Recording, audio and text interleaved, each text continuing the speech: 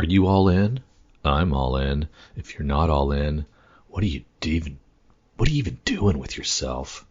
I told myself I'd go all in. Absolutely all in. Not halfway. No hesitation, no turning back. Just fully committed. All in on every DC idea. All in on every DC challenge. All in on every DC dream.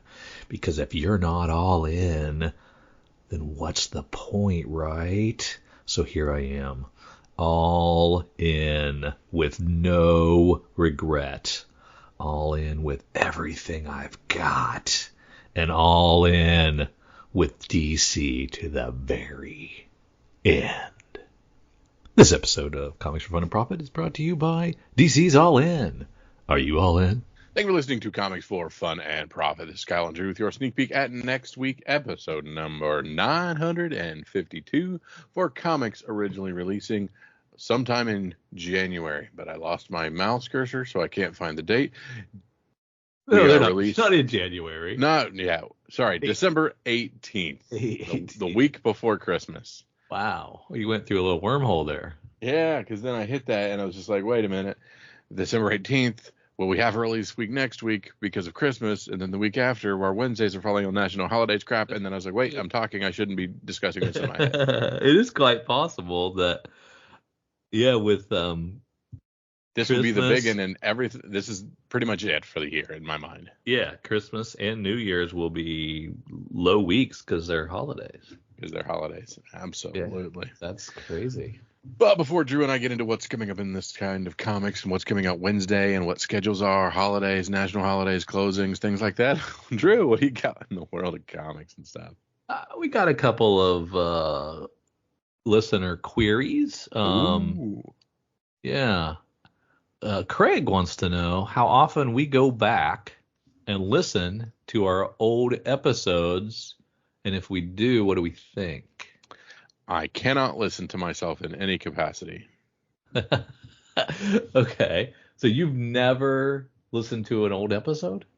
I have before, but it's been a while because I just hear myself and I'm like, I sound nasally and dumb and why did I do that? And Now, do you listen to any of your role-playing podcasts?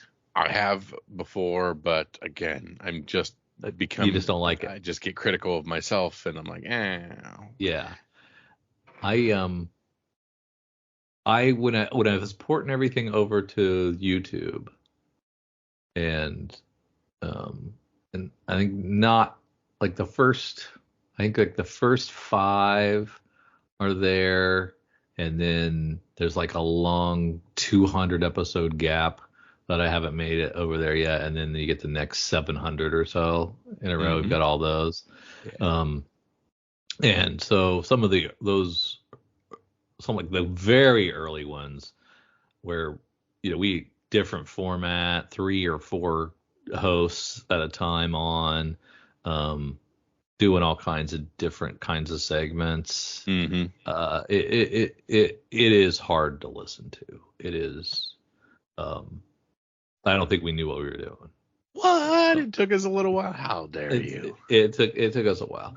And then, the last 500 or so, we've kind of hit a groove. Yeah. Hit a groove. They come in, they're about an hour.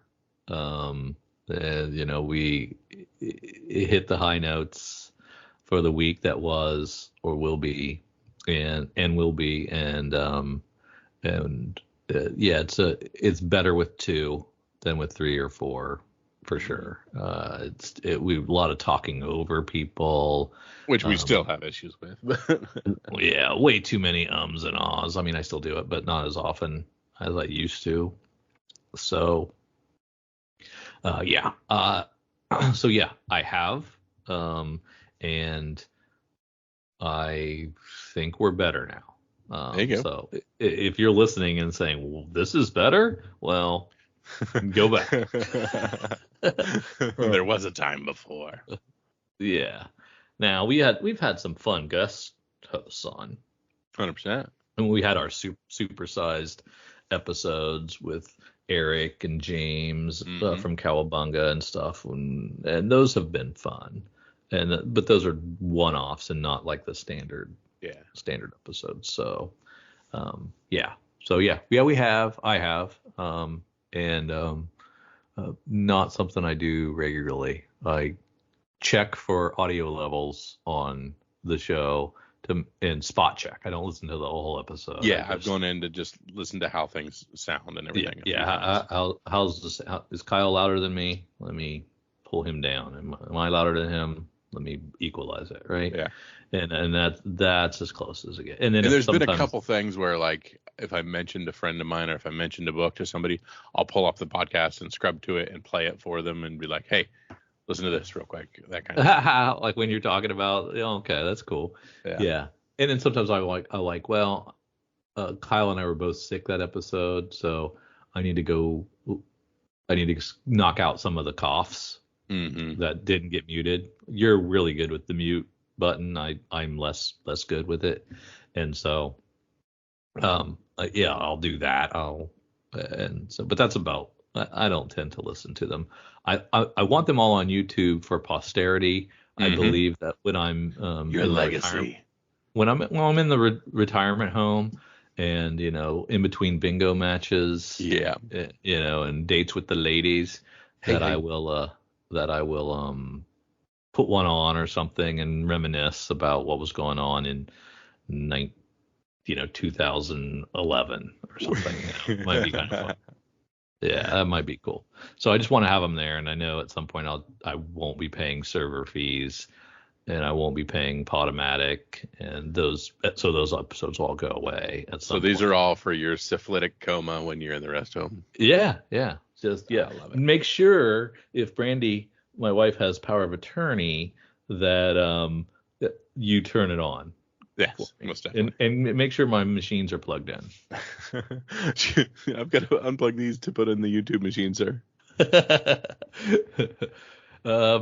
Braden gets mad when a comic book gets canceled because not enough people buy it. He's still upset about Red Robin getting canceled. What's a comic that you guys like that you're still mad got canceled? Oh man, there's so many. There is so many and it's hard to tell what got canceled and what they were allowed to limp to the finish. Like, we'll give you 3 more, wrap it up. Yeah. Kind of thing. So I guess I have 3, and they are quote unquote canceled, finished.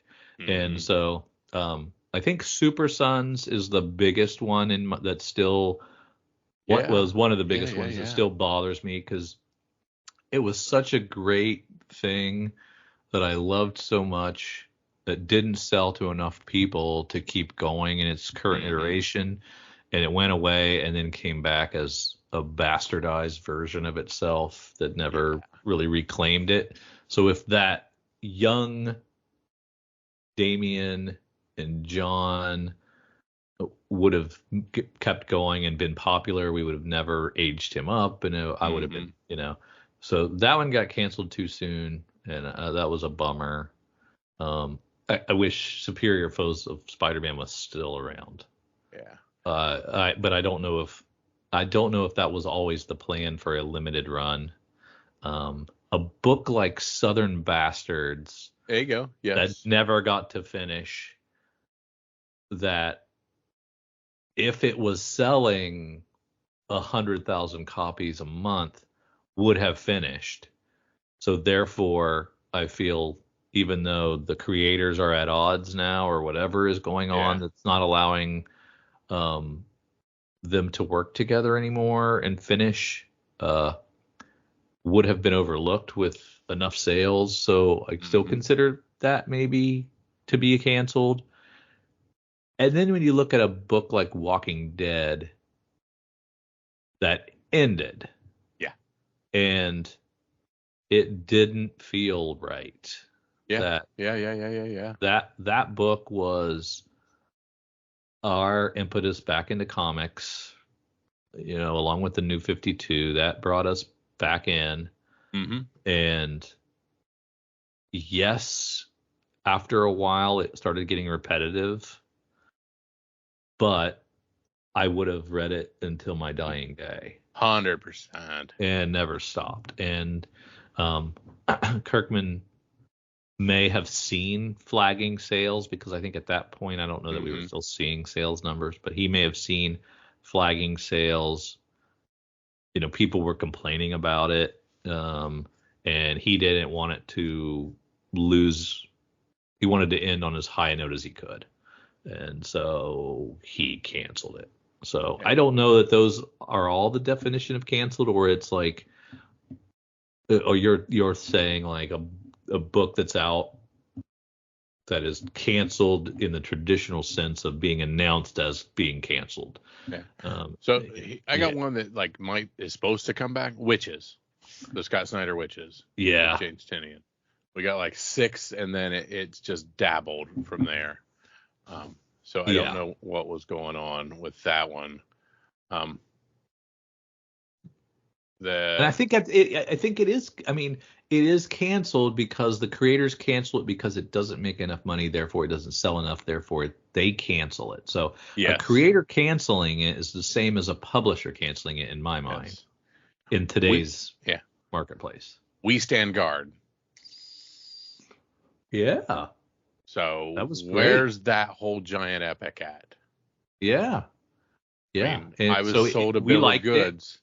Yeah, we liked it. It must not have sold well enough to justify. How is it possible that a BKV story can't get more than 6? I don't get that. Yeah. The Rat Queens I Know and Love was killed. We never got to see the end of that one. Yeah. Yeah, and when it did come back years later, it was a shell of its former self. I think Beauty never got to do what it was supposed to do because of sales. Mm-hmm.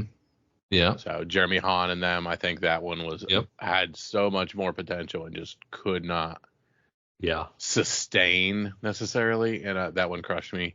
We got a good bit of Nailbiter, and I love Nailbiter, and we created a world, but again, I got 30 and then these 30s is where they kind of gave them some time to wrap it up, but that's not where it was supposed to wrap up. There was supposed to be more for these things. Yeah, we got over 1,000 actions and over 1,000 detectives, and we're gonna have 1,000 Batmans and Spider-Mans, and why can't we get 1,000 of things we love too? Yeah, exactly, absolutely. Sheltered, I loved. Yeah, Sheltered that was a good one-off 15 story, but that was another world that was created that I thought we were going to get more, and I know it was because of sales that it limped to the finish. And again, most of these are Image and tertiary titles and stuff like that. Foundational Image for us, exactly the 2010 images that we loved so much. Yeah, because we can even talk about things like Black Eyed Kids or 4 Kids Walk Into a Bank. Anything from Black Mask. You're not wrong, 100%. Most of those pissed me off when they were canceled. And see, what they also did is, like, I'm talking foundational stuff and stuff from a decade ago, because I haven't fallen for this kind of thing anymore. When I'm like, there's no way it's going to make it. So I'm not even going to try. Yeah. The Wake, Vertigo's The Wake. Oh yeah, that was Snyder great. Murphy. When who asked Braden? When Braden asks, do we get mad at the comic book audience? Do we get mad at when these things are canceled? Well, I get mad at these from 10 years ago. Yeah. But I don't get mad anymore because nothing matters. It's just everything gets renumbered. Numbers don't matter. There's no consistency of what's a ongoing, what's a limited series. You don't even know if it was ever going to be an ongoing. Exactly, because you're looking at like Avatar Press Extinction Parade. That was so needed good. So much more than 5 friggin' issues. Oh yeah. And it's just like, come on, and it's Max Brooks. He's got everything just sitting there. Why aren't we doing cross stuff anymore? Yeah, exactly. Anything Avatar from that decade, man, was so good. Yeah. But it didn't sell. Didn't sell enough. Exactly. They just didn't move the needle enough. And at the end of the day, they're gone because of sales, not because of storyline, unfortunately. Yeah. And even the the Mad Caves and some AWA, some of these really good publishers that we're getting great stuff from. I think they're IP farms, in a way that they're just, okay, we're going to support this to get you a nice solid arc or two. Yeah. And then we got to make a business decision. Yeah. If it catches fire, great, we'll keep at it. If it doesn't, well, then maybe we option it and make money that way. Mm-hmm. And so, yeah, I do not blame them for the business decisions they have to make in this weird ass comic industry market. Mm-hmm. And I don't get mad as much as I just get, like, oh, I like that. It's too bad. That was a fun one. Because even you look at things like, I loved Silk from Second One. Yeah. Silk sold a dozen, and then we had to take it back and kill it. And then eventually we decided we're going to try the Silk thing again. But it's completely different. So like the Silk that I wanted to, the animalistic, the attraction, the back then, that died because of sales at the end of the day. And you can say, well, we still got Silk going on. Do we? Right. We don't. We got a new version that's not quite what it was, that if you would have just let it keep rolling, we could have really got somewhere. Yeah. Because let it be bad for a little bit. Let it do that. Let it simmer. Yeah. You can't find audiences with a lot of these things. So yeah, it is kind of a bummer.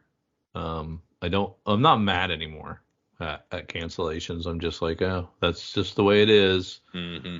And I just enjoy this stuff while it's out, because it disappears unless you just read Big Two, and then you're always going to get your main titles forever. Even like the Batman and Robin that we had pre-New 52, which was, Nightwing as Robin and Damian, or as Batman and Damian as Robin.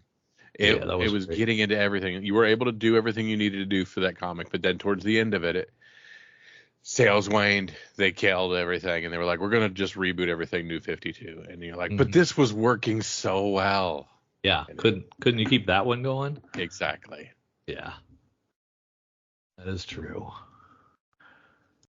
Well, maybe there's some hot 10 books that will soon be canceled. Let's take a look. Absolutely. So we head on over to good friends at comicbookinvest.com. Look at their hot 10 list, the list for December 13th, 2024. Let's start with book number 1, The Ultimate Universe 1 Year In. Number 1, spoiler cover. Sorry if these write-ups... sorry, go ahead.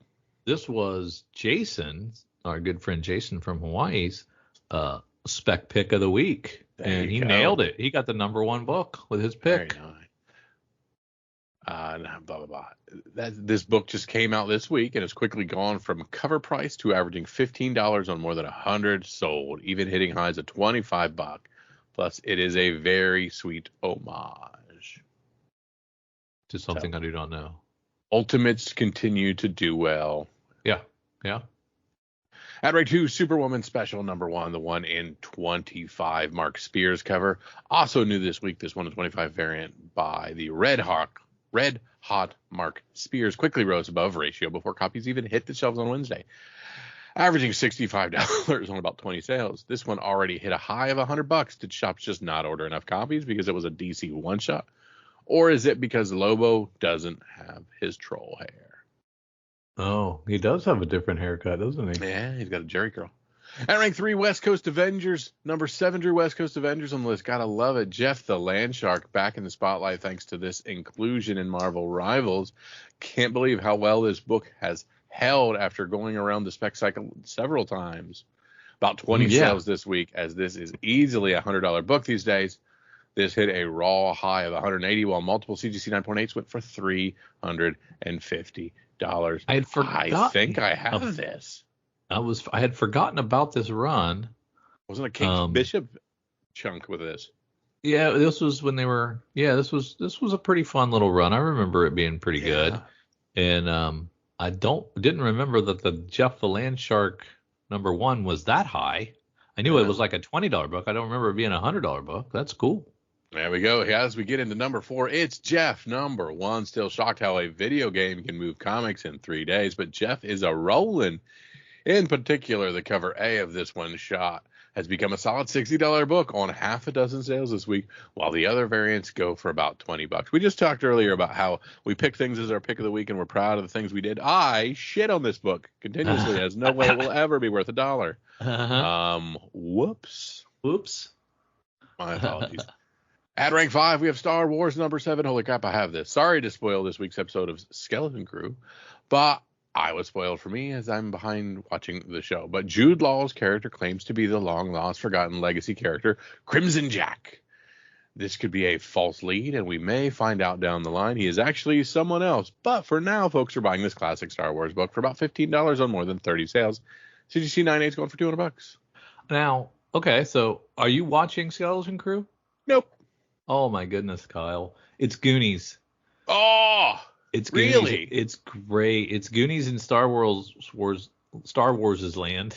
It's Star really Warsian? the kids are great actors, and the world's fun. Oh, and Julia White and Nick Frost are things in it. Okay. they're not very major part of it yet, but yeah, Jude all about Law's kids. good. So far, it's about the kids, and Jude Law's been in a couple of episodes. There's 3 episodes in. It comes out on Tuesdays, so I would watch week to week, even though it's more fun to blitz through things. I know, but Heck yeah, I'm jumping in. I didn't even realize it was this thing's time.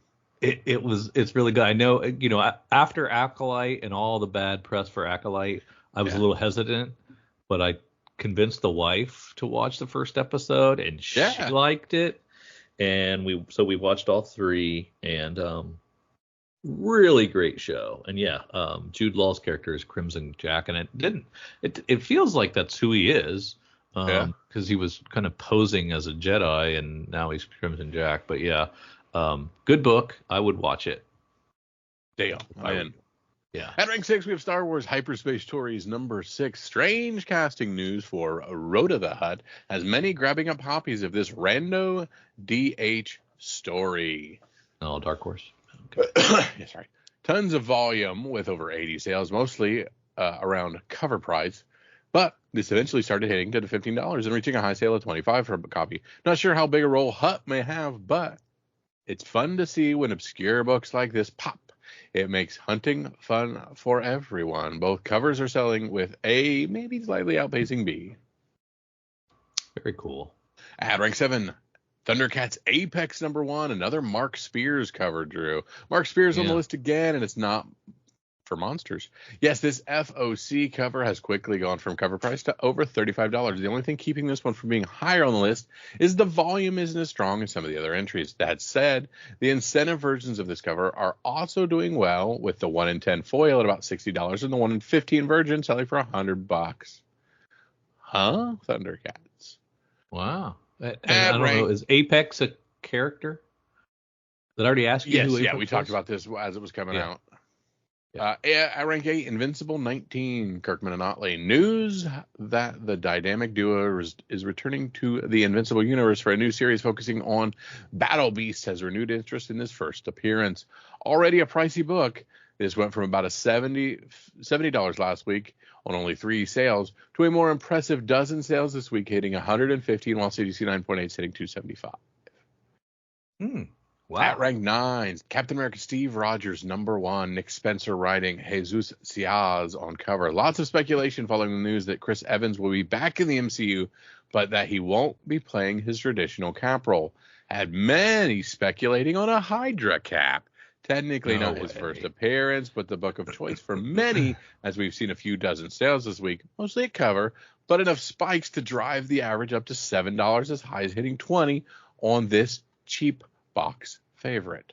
No way. Hydra Cat, baby. No. Hail Hydra. I still remember that. Oh, man, that was awful. Hydra. Is this the one that he said it and everybody went like... Everybody lost their shit. Yeah. It was crazy. At rank 10, we have War of the Realms, New Agents of Atlas, number 1, Greg Pak, Billy Tan. Another comic seeing a resurgence this week thanks to Marvel Rivals, as Luna Snow's inclusion has many turning back this former Spec darling. Still about $15 to $20 books that had dipped down to around $10 for a while. as this week has a couple dozen sales after only 4 last week. Recently, it's 9.8 sold for 60 to 70. Was this the book that we were like, wait, what's going on? Because they like forced out a bunch of free copies to people. I thought I remember. I don't know. That doesn't sound familiar to me. Yeah. Interesting. And notable sale items. Amazing Spider-Man 346, Eric Larson on that. Wow, I get shocked sometimes when I see some of the premiums paid for Mark Jewelers variants. Here we have a normally $200 CGC 9.8. Get a whopping $1,136 this week thanks to the insert. Classic 90s Venom cover mixed with the niche collecting market in high grades sets the stage for all-time sale highs. I've always heard of people that collect the Mark Jewelers variant. I never understood that. It makes no sense to me, but whatever. Can you explain to me kind of? Oh, it's the inserts, Mark Jewelers. Gotcha. Yeah. That's crazy. And Malibu Sun 13, writing and art by Todd McFarlane, another 90s classic that had a surprising sale for another niche market. This Air edition sold for a best offer of $1,825 for CGC 6.5 when asked for $2K. Kyle, the Mark Jewelers variants Yes. Were only available on U.S. military bases from the 70s to the early 90s. So for 20-some years, there was a jewelry insert for military-based comics sales, so it was to get the GIs to buy their girlfriends wedding rings while they were in the service. Gotcha. That niche as all get out. That is super niche. That is a very cool thing in the world of comics, though. It's very unique, right? You know, let's just advertise to these jarheads and convince them that the girl back home ain't cheating on them, and they should get a wedding ring for him. Yeah, that's what they were doing. Is awesome. Speaking of awesome, we tracked down a bunch of our Image favorites and things from earlier. Let's head on over to our monthly catalog, our ordering, our December for February Image monthly catalog, and let's see what we have. I get we wanted to call it previews, but it's not previews anymore. No, yeah, this is Image Scene, I guess it's called now. What was it called before? Image had Plus at one point, and then it was Image Plus, yeah. Now it's Image Scene, and it's its own catalog, yeah. And we start with something pretty dope, Drew. We start with Bug Wars, #1 story by Jason Aaron, art by Muhammad Asran.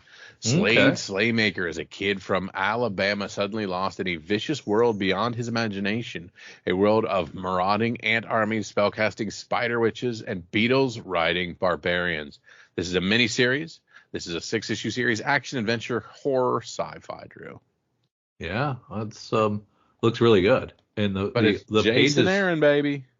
The pages look really good. Yeah, we like really cool battle scenes, little bugs getting it done.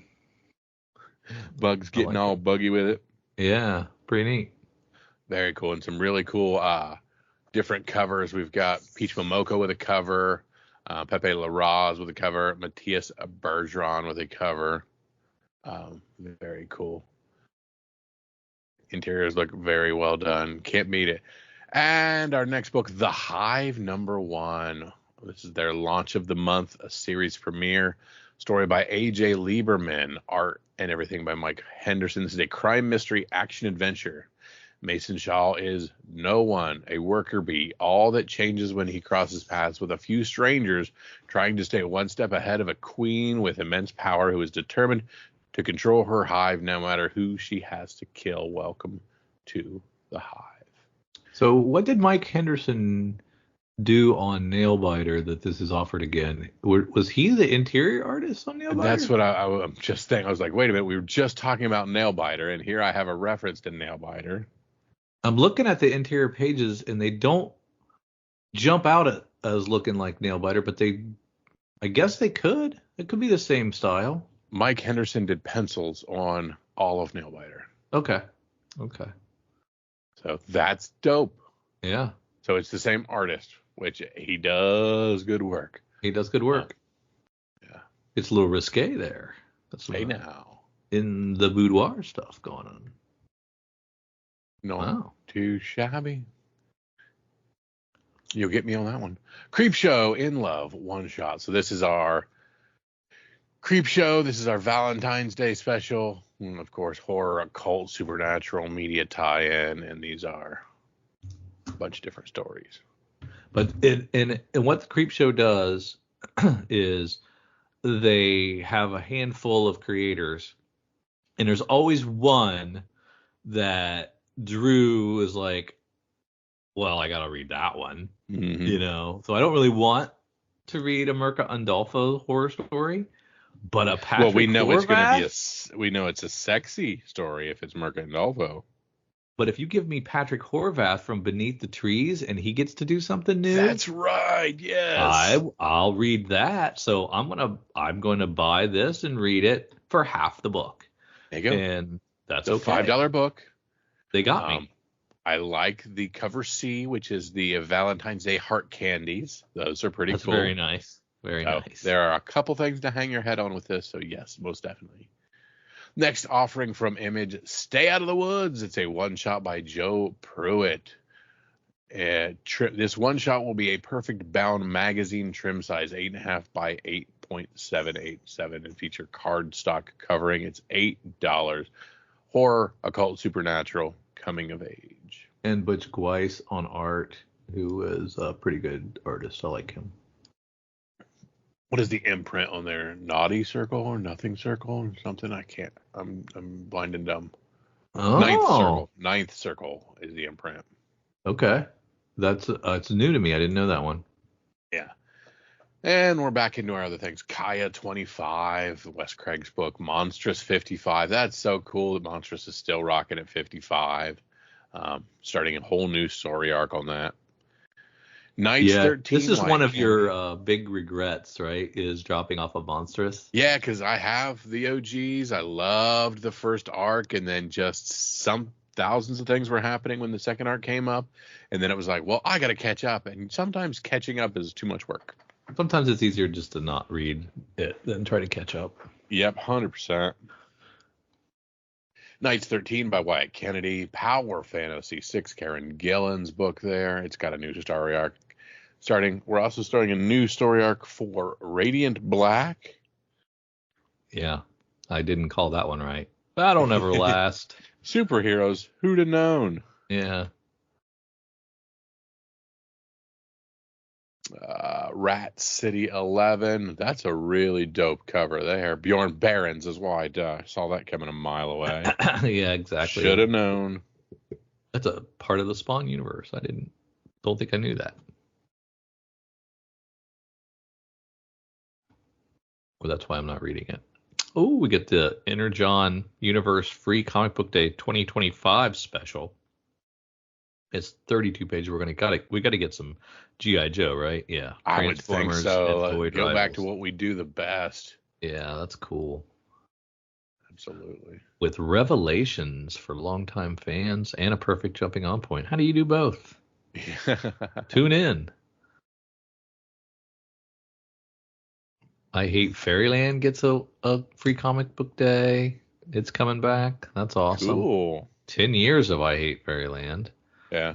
And a Transformers Worst Bot Ever free comic book day special. The first appearance of Ballpoint. He's half Transformer. He's a pen, Drew. That's why he's the worst bot ever. Robots in disguise? Nope. Pens in disguise. Bics in disguise. And this is considered a media tie-in. Oh, what does that mean?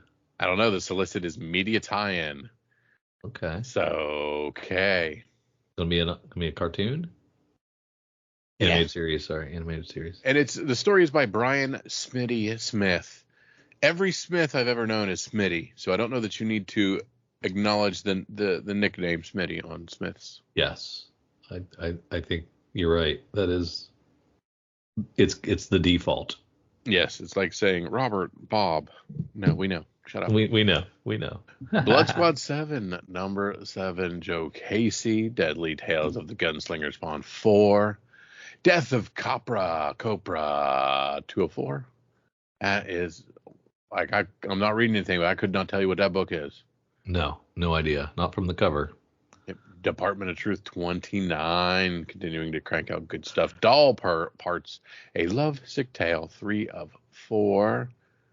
Drawing Blood, 10 of 12. Not final art, work in progress. I'm guessing this will get pushed. This may or may not come out. Yeah. Yeah. Dust to Dust, 3 of 8. J.G. Jones, Phil Brand, big J.G. Jones fan here. Love his art. So this should be great. It's a crime and mystery, horror, historical fiction. He does a lot of things set in actual time and things like that. So that's really cool. I might good have stuff. Yeah. the first one should be coming out any time now. I did not notice it release. Falling in Love on the Path to Hell 8. This is a continuation. I thought this was a limited series, but it is continuing on. Jerry Duggan writing that. G.I. Joe 4. Of course, more Energon universe. I can tell you that it's a Derek Chew cover from a mile away, and boy, does it look good. David Nakayama covers on there. There's E.J. Sue covers on there. David Finch covers. Tom Riley. Good stuff there. Continuing the Larry Hama G.I. Joe Real American Hero at 314. Geiger 11 from Jeff Johns on that second iteration of that. Continuing that is, of course, the Unnamed and Ghost Machine imprints on those. Yeah, Jeff Johns can't just have an imprint. He's got to have an imprint and multiple sub-imprints. That's exactly right. That's annoying. He's got an imprint in a world, and he wants us to know both of these things count. Yeah. Gunslinger Spawn 41. Hornsby and Halo 4. Peter J. Tomasi on that one. That's Family Odyssey's sub-imprint under Ghost Machine. Yes. Jesus. The imprints are so important now, Drew. So important. So hot right now. I mean, I get it with Skybound, right? But yes. But Skybound doesn't even the Millar World stuff. That I get. You don't need even Hot Cow. A sub imprint beneath your imprint that is an imprint of the publisher. So Image, Ghost Machine, Family Odyssey. That's like 3 removed. It's dumb. Hyde Street 5, Jeff Johns. Horror, dark fantasy, crime and mystery. I Hate Fairyland 20. Ice Cream Man 44 with the Holt personnel file as the cover A. Yeah. I'm assuming. This is called Performance Review, which is obviously a horror. If anybody who's ever had Performance Review tell you, it's the Craig's review. It's Craig's end of year review with his senior manager. Let's cross our fingers for a promotion of some sorts. I got a feeling he's not going to get promoted. No, something is afoot. Yeah. What is going on with the cover B, the actual ice cream cone? I can't tell. I'm sure if I look long enough, there's something creepy and murdery in that, but I don't know what it is. Yeah, It can't just be an ice cream cone, Drew. It can't. No, it's melting too strangely. Yeah, it's exactly right. Juvenile, 3 of 5. King's I did Bomb. read the first issue of Juvenile. Oh, yeah. Yeah, pretty cool little concept, I guess. Let's see the chemical warfare. Powers. Yeah, chemical warfare. They it attacked the youth of the world, and they started going crazy and dying. So now there's like all these little clinics popping up trying to give them pills and surgeries to not die off, so all the kids don't die. But I've only read the first one, and there's a lot of unanswered questions. So, but it was interesting enough that I'll read a couple more. There we go. Kingspawn 43, Knights versus Samurais 6. I'm not sure why I'm not reading this. This is up my alley. It's $2.99, and it's Knights versus Samurais. I love these things. That's odd. It's not a McFarlane book, but it's only $2.99. They held the line. Like, these are the things I need to reward. So yeah, I would like to formally apologize. Yeah. Lucky Devils 2 of 9, Charles Soule, Ryan Brown. A satirical occult spiritual dark fantasy. The Moon is following a 6 of 10. Daniel Warren Johnson. I bet that's good. I don't think I have that on my radar at all. Yeah. Moon Man 8. This is, of course, the Kid Cudi Kyle Higgins book. Null Hunters 5 of 12, Michael Walsh. Patchwork Girl of Oz 2, classic adaptation family fantasy humorous. Otis Frampton, who we met Yeah, up at from Oddly Normal. we met up at And this is the Cowabunga. Wizard of Oz world. Join Yeah. Ojo and Uncle Nuki on a wild adventure through the magical land of Oz. Meet a crooked magician, a glass cat, and a quirky patchwork girl in this fresh, fun comic series from the creative minds of a classic novel comes to life. I like it when I've liked several things they've done that have been adaptations of Wizard of Oz, and Right. you know, with what's it called, being out in theaters like right now, it's the perfect time for that. What the hell's out in theaters right now? Wicked. Wicked. Yeah, sorry. Yeah. Gosh. Redcoats 10, Jeff Johns. That's continuing on. Rockefellers 4, Peter J. Tomasi and Francis Manipul. Sacrificers 15, Salmon Twitch Case Files 12. Scorched 39, Seasons 2. That's Rick Remender on season. Paul Azaceta with the art on that one. Cannot beat that. Snot Girl 18. I'm so glad Snot Girl's back. We shall see where we get with that. Yeah, the first one was pretty good. Well, the first one back, last episode or last issue was pretty good. I enjoyed it. There you go. Spawn 363, of course, Bjorn Barons on the cover. I love it. Standstill 7 of 8, the penultimate Standstill, the Laro. Mercandolfo's Sweet Paprika open for business 4 of 5. Such adorable, sexy covers. Tin Can Society 6 of 9. Peter Warren on that. Transformers 17. Daniel Warren Johnson, Jorge Corona on that one. I do not understand the 9-issue series. How do you trade those? How do you put do you save them for a one big super duper? A super duper hardcover or something? Or do you do a 5-issue trade and a 4-issue trade? How does that work? What you do is you do a 5-issue trade and then you do a hardcover and you never do a second trade. I'll tell they get you. Yeah. I love that cover E for Transformers 17 by Homare. Okay. But it's locked behind a 1 in 50. That sucks, but that is by far a dope cover. Yeah. Ultra Mega by James Heron, number 9. Void Rivals 17, Robert Kirkman. There's our beloved Walking Deads. Yes. 106, 107, getting there. Long ago, Drew swore to me when we got up hard in these Walking Dead Deluxe, they would only be single cover. We're still rocking multiple covers. I did tell you that. Yeah, we're still getting at least one other cover. Yep, exactly. What's the furthest place from here? 22. Witchblade 8. Cal 1964 gets trade. East of West. What?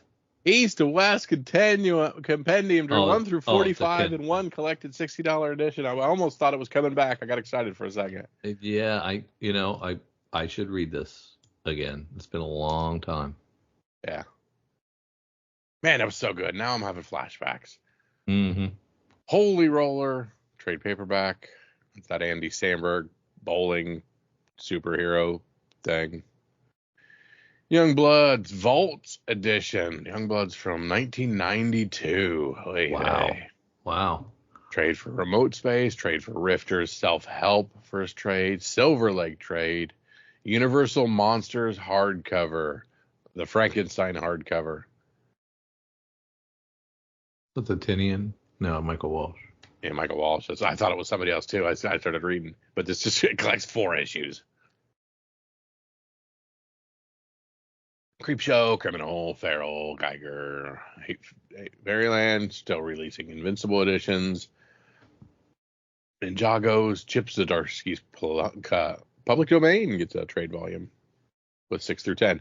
See, there's how you do 10 issues. You do 1 through 5 and then 6 through 10. Yeah, that makes sense. You're right, 9's dumb. Unless 9 is like a double size, maybe. Yeah. And that, sir, is Image Comics. That is it. Yep. 58. curated pages there. Not too shabby, if you ask me. Not a saga in sight. Son of a bitch, you had to remind me. Yeah. On one of their hiatus. Mm-hmm. And rank number 1 as we head on over to our good friends at Cover Price and look for their top 10. Rank number 1. We've seen this book before. We've been talking about this book since the 90s. Spawn number 1, Tom McFarlane regular. Spawn dominated the aftermarket this week with 110 copies sold. Drew, I'm going to repeat that. 110 copies sold. Spawn number 1 usually has consistent weekly sales totaling between 30-40 copies in the aftermarket. However, it habitually takes a huge leap in the top 10 list whenever any news hit. Why the massive jump, Drew? 2 weeks ago, Todd McFarlane announced that he would return to full writing responsibilities on the series, beginning with Spawn 360. Debuting on January 1st, 2025, a quick browse through a few comic book sites will show just how much hype this generates. Any headlines related to Spawn highlights this news, and fans eagerly await this new series. This is its new direction. Not to mention Spawn movie talks are still floating around online, even if we haven't gotten an update on production yet. Regardless, Spawn is a timeless character with a loyal following that can generate tons of heat on the aftermarket. 7-day growth up 21%. CGC 9.8 going for $169. $21 for all. Well, my boy, what surprises me is my boy Tim Seeley's been at on set of the Revival shooting and been posting stuff and getting me all hyped up to reread that series. Yeah. And I thought for sure it would make an appearance by now.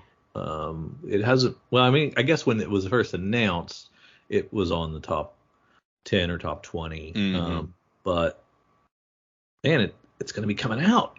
People should be geeked up. They should be scooping up the issues and getting you to get yours out. Absolutely. At rank 2, we have Venom Wars number 5, the regular cover. The highly anticipated all-new Venom number 1 debuted last week, ending with 4 suspects about the identity of the new Venom host.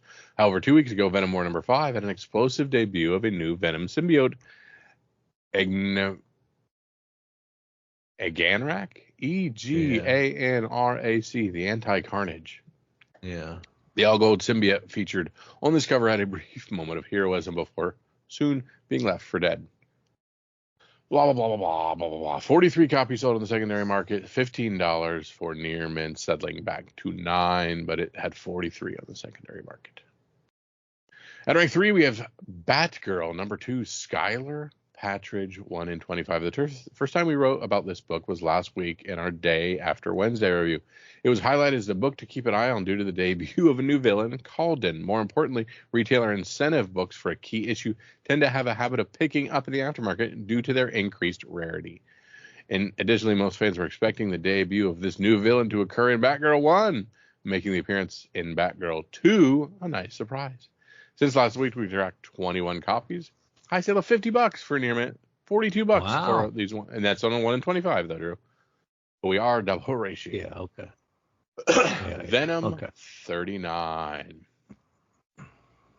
Venom 39. Last week, the new Venom quickly appeared in the first issue of their all-new Venom series. Not much else was revealed about this new Venom except that Dylan Brock was actively hunting down the new symbiote host and narrowed it down to 4 individuals. We talked about this earlier. In this book, the cover marks the first time we see the new Venom and all the gold highlights. The gold likely means that the Venom symbiote is still carrying Eganrak, the Anti-Carnage. Eganrak. Let's go with Eganrak. I can't say it. How that will come into play is still a mystery. We've had our eye on this book since the FOC, and we're excited to see where it goes. Tracking 20 copies with a high sale of $25 for near mint, and current near mint rolls at $24. At rank 5, we have Galacta, Daughter of Galactus number 1. 14 years ago, the Daughter of Galactus was revealed to the world, and that was pretty much it.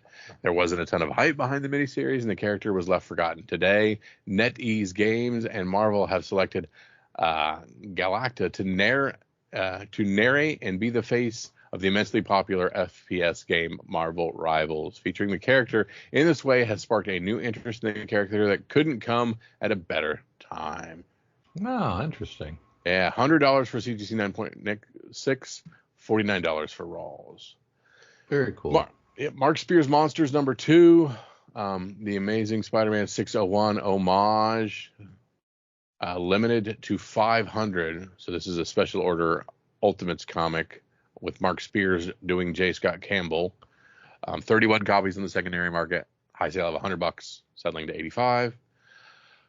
Mark Spears Monsters number 2, second print, Wizard of Oz, Bird City Comic Fakes Off, limited to 200. Are these all track 19. Kickstarted? These are all specialty. Like, you got to go to Ultimate Comics, Bird City Comics, and all that crap. At rank 8, Monsters number 1, second print Trick or Treat cover, $35, settling to 32 on 9 copies in the secondary market. At rank 9, Mark Spears Monsters 2, cover B, the Spawn homage, 14 copies sold, $22. At rank 10, Mark Spears Monsters number 1, cover D, the Incredible Hulk homage, $51 is the high, 41 is what we settled, but 7 copies in the secondary market. So the 6, 7, 8, 9, and 10 are all Mark Spears Monsters. Yeah, and don't wait. There's more. When you get to mine, there's some more coming up. But we start off with at rank 11 with Absolute Batman number 1. The regular cover still selling 115 copies. I don't know how that didn't crack the top 10. High sale of $114 for CG Seed, and Raw's around 40. Still selling well. At rank 12, yet another Mark Spears Monsters. This one is cover E, Bridezilla.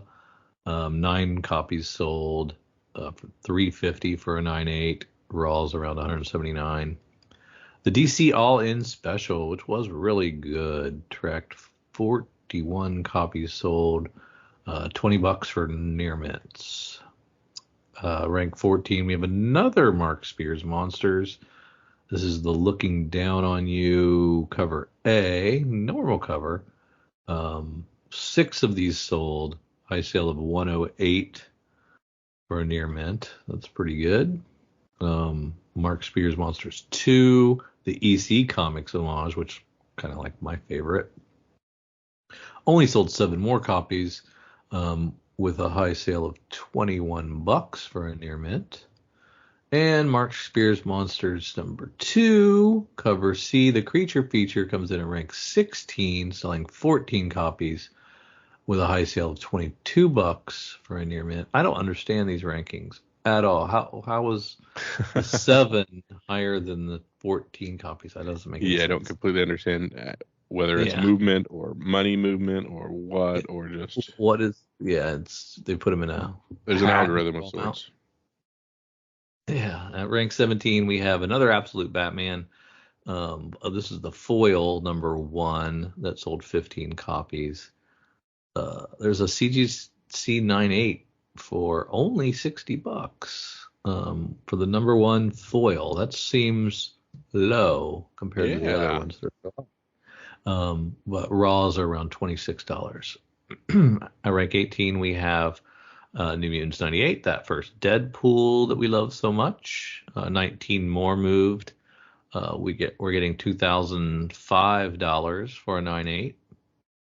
Raw's around $332. What was the lowest you saw your buried entry on that book? I remember seeing this book for $50 or $40 I could have gotten. Yeah. Any of the sub 100s was probably a good investment now that you look at it now. Rank 19, we have yet another Mark Spears Monsters. This is the Borderlands cover and amazing Spider-Man 129 homage. I can't be both, can it? No, it's not have anything to do with Borderlands. Yeah, 16 copies, high sale of $20. And another Absolute Batman. This is another foil. This is Nick Drago foil for number 1. 10 copies sold. $100 for a 9.8. Near mints also around 26. So I don't understand. My list was all monsters, Absolute Batman, and a Deadpool. Yep. Not a lot of variety there for me. All right, Drew, we talked about this being the last good release in the year, and we got a lot of books to slog through on our sneak peek at next week. So let's find Okay. the diamonds in the rough. Heading over to our good friends at Lunar Distribution, pulling up December the 18th, and starting with Absolute Batman 3. Yeah, man. There's Del a Auto on game, that cover a C. Del Auto in here. I haven't seen a lot from him lately, so that's kind of cool for Absolute sure. Superman #1 getting a second print. That's a really good one. Yeah, those all look good. People loving the action run, Yeah. hearing good things. My long-awaited Batman 89, issue 5 of 6. Maybe I'll get issue 6 in, February, maybe? Maybe. March? Can't remember. Batman Robin Year 1, number 3. I've loved. This is just great Samney. Great Chris Samney. We get an so all good. red cover as well. Yeah. Batman, Santa Claus, Silent Night 4 of 5. That's actually a good looking cover on that too. Yeah, and there's a Dan Mora. I don't know how Dan Mora draws so much stuff now. It's amazing. Homie works a lot. He works a lot. Batman Superman World's Finest 34 cover D is a beautiful David Nakayama Zatanna Spotlight cover. Gorgeous cover. Oh, yeah, big fans of Frank Cho, and he's doing a Catwoman 71B cover. But Lee Bermejo's Frank also Cho, crushing. David Nakayama. You need to buy the full line of these Catwomans. They're so good. Yeah, the Sebastian Fuimara is pretty darn good. Yeah. Ooh, Challenge of the Unknown #1 coming out as well. Dan Moore on a design cover for that. I have no idea who these guys are. I read Justice League Unlimited, and there were some Challengers of the Unknown characters in there I didn't know. So I might have to read this just to kind of, so I can be all in, know what's going on. Crisis on Infinite Earth #9, the facsimile edition. Hope George Dark Perez Knights of Steel, paid. All Winter. I'm sorry, I talked over on that one. What was it? That's okay. I just hope George Perez is still getting checks. Yeah. When they do these. Tales of the Deadly Gunslinger Spawn. Brave. Everfrost. G.I. Joe #1 going to a second print. That's good.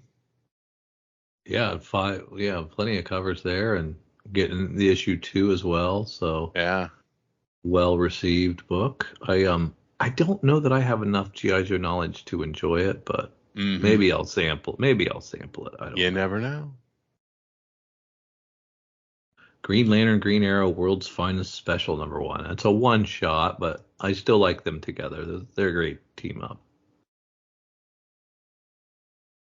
I'm hearing good things about this Jenny Sparks book, but it just was totally not something I was interested in. A Wildstorm character, but I'm hearing good things. Oh, and my John Constantine Hellblazer finally finishes. Hallelujah. That was a long slog, man. I love Constantine. I love him. But that book was not great. Has not been great. Milestone Universe, The Shadow Cabinet 2. More Marca Indolfo for Image. Missing on the Moon #1. Mad Cave. Corey Carter on that. Mother effing monsters. That's a #1. That's a one shot from Image. One shot. New Gods, another DC all-in that I will have to sample. I am contractually obligated to sample all in #1s. Nightwing 121. Dan Waters Kyle, writing that. I did read the first 2 Nightwings. Yes. And of the new creative team, and they are okay. Just what I would expect. Yep. Every time I see Null Hunter, I think nail biter. I don't know Yeah, why. yep. I thought the same thing as we It were jumps going through right out at me. solicit. I'm Yep. completely on the same thing. Sacrifice. Question all along the Watchtower. That first issue was really good. Really liked it. Good intro to the new Justice League Unlimited universe and what she's going to be doing up there. Kind of the police commissioner of the Watchtower. I think it's going to be fun. I hope. And so that was a really good one. String, I think I mentioned String last week, right? Yes, you did. Concept of that. So its issue 2 is out this week. Gotcha. It's a good cover on that. Yeah, just one too. Yeah. Just standard cover. Transformers #1, 10th printing. That's gold impressive. Embossed. That's impressive. And they're giving us cover A and cover B, cover C. Cover D. Cover D. That's cover F, G, H. Yeah. Oh my God, I, J. That's a lot of covers for a 10th printing. That's just amazing. Yeah. And there are Transformer folks out there that are gobbling them all up. Got to catch them all, man. They're Pokemon. And that Optimus Prime design variant's really cool. EJ Sue, maybe. Really? We get, Walking Dead Deluxe, and look at that cover, that David Finch cover A, with Negan handing the bat to Rick. Gosh. Oh, I like that. Nate Bellagarda. Yeah, with the doorway. Yeah, that's pretty unique. I like that one. Yeah, very cool. When you absolutely positively have to have Wonder Woman and Detective Chimp, we have Wonder Woman 16. Oh, wow. And Chrissy Zullo doing a kidified version of Wonder Woman on the Invisible Jet. It's not awful. I don't hate it. What can we say about it? I don't hate it. You'd think I would, but I don't. Heading over to Previews World, heading over to Image Comics, seeing if there's anything else we missed there. It's at least our chance to look at all those Transformers books one more time, and boy, there's a bunch of them. They're pretty. Man, those are just great. Kyle, I don't know how you're not gobbling them up. It's so tough to not buy everything. Yeah, it's like it's almost like I know I can't buy all 10, so I'm not gonna buy them. Yeah, I can't. So I gotta sit it out. That's kind of what. You like Garth? Yeah, you like Garth Ennis, correct? I love Garth Ennis. So we have a one-shot FREDDIE Fix Garth Ennis one-shot for $8. Okay. That's an Image book? An Image book. Well, Hollywood After Dark, werewolves, vampires, zombies, aliens, boogeymen, and predators, and things. They all have their kinks, and they all get in deep shit. They all call FREDDIE to fix it. A horror-skewed intersection of The Boys and Ray Donovan. Nice. Yeah. I missed that thing completely. But that is my wheelhouse. Yep, 100%. Heading down to Boom Studios. Of course, Dune continuing to roll around. Lots of Power Ranger stuff. Something is Killing the Children gets a deluxe cover one. A couple of them, actually. Wow. Going back to the well there. They just want some stuff on the shelves for Christmas time. Yeah, stuff to buy. Some on-roads, some entry points for people. It makes sense. We're taking all these dope Gun Honey books. We're packaging them in a 4-pack and selling them again. You want a graphic novel about Martin Scorsese? I don't. Okay. Yeah. Titan's turning into the next Zenoscope. Yeah. We're going to have an Alligator Loki holiday special for you on the shelves. just in time for Christmas. Blood Hunters 5 of 5 as Blood Hunter starts to wind completely down, even though we thought it was dead earlier. Yeah. Wonder why. I still don't understand that decision. Let's have the event be over, and then let's continue to keep one little title going afterwards. I don't understand it. All the Fantastic Fours are amazing, so 27 will also be great. Yep. And look at that cover, that Doom cover. That's gonna sell. Couple Secret of Doom Wars covers. 12 gets its facsimile.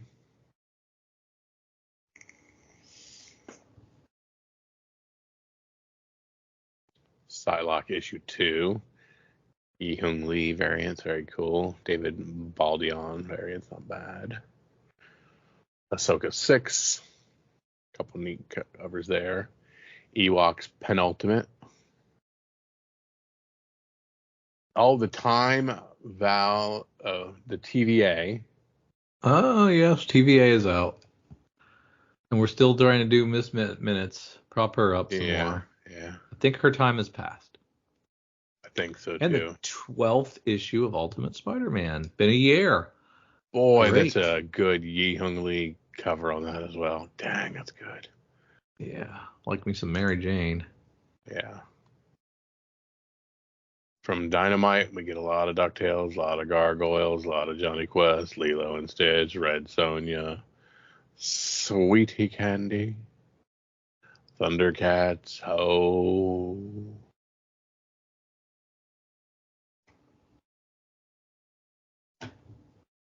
Down to our smaller publishers, we get Arcbound at number 2. That's Dark Horse, of course.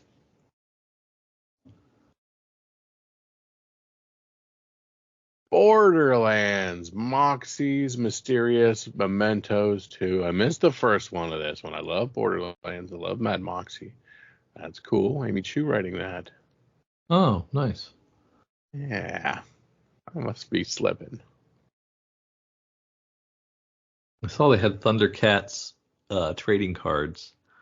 And back in the day, this would have been the 80s. I loved trading cards. Yeah. And, it was the same collector mentality that I have with comics. I wanted to complete the set, but of course, it was only so much allowance money, and you'd buy a pack of this one and a pack of that one, and hope you got some that you didn't already have to try to build it. Now that I am of more means than I was back then, I could buy a case of cards, all the cards one could want, and complete my sets. And there is a part of me that wants to do so. Wants to buy cases of cards and get my little top loader sheets out and get your binders started, homie. Binders are all the rage. It is the sickness. I can't believe that I still, after all these years, have that itch. Yearning. Yeah.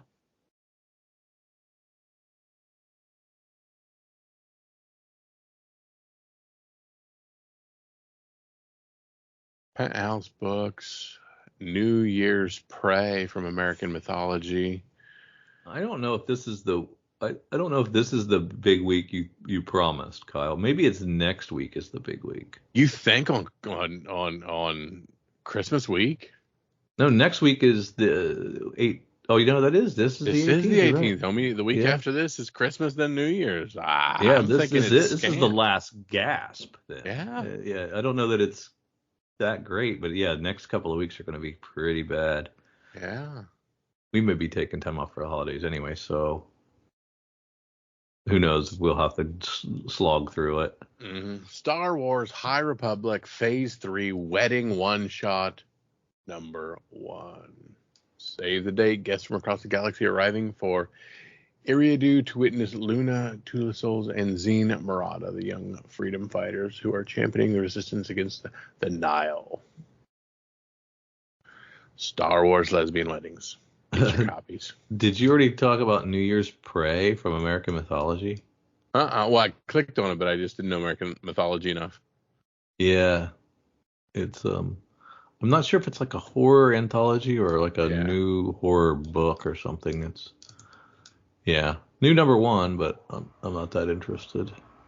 Because there's also a Nexus Scourge here from Alien books I didn't know a lot about either. Yeah, and Paraphrenic from Cosmic Lion, which looks totally twisted and weird.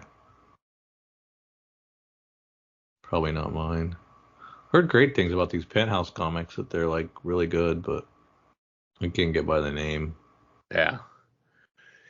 We have Space Usagi, White Star Rising 2. We have Stan Sakai writing Usagi Yojimbo with a gun, a laser gun. Okay. We're doing new things.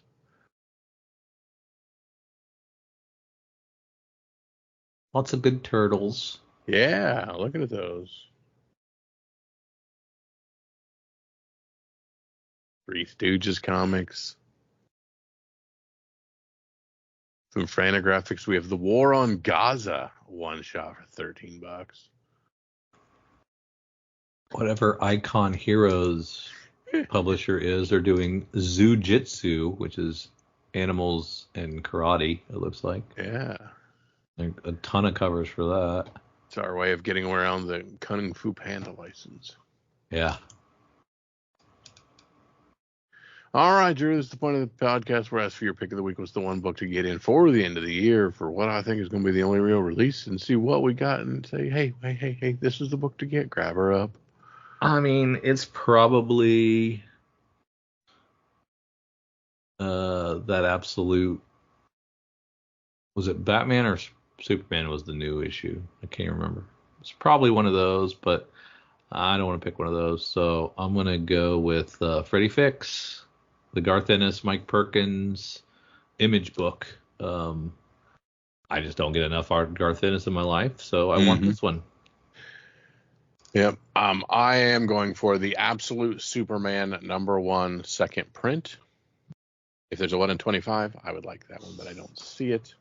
And that is going to it's going to edge out Star Wars High Republic, wedding, because it uses the term acolyte on it, and I think that scares a million people off. So I think nobody's gonna clamor for that one at all. Because of that one. Did you pick a specific cover of the Absolutes? The cover A. It's the cover A, Rafa Sandoval for the Absolute Superman, the red one. It's a beautiful cover. Oh, okay. Yeah, I think there's a 1 in 25, but I can't get to it to look at it. I should have picked the Absolute Batman 3, but yeah, or one of those other all-in #1s. Those were good choices too. Yeah, a litany of good choices here. Yeah, but you can only choose one, and that's why you come to Drew and I for what we got going on. We appreciate you guys for tagging along with us as we round out the end of 2024. We thank you so much and invite you over to patreon.com. Find comics for fun and profit. Toss a couple of bucks our way. Be part of the podcast. Help support the endeavor.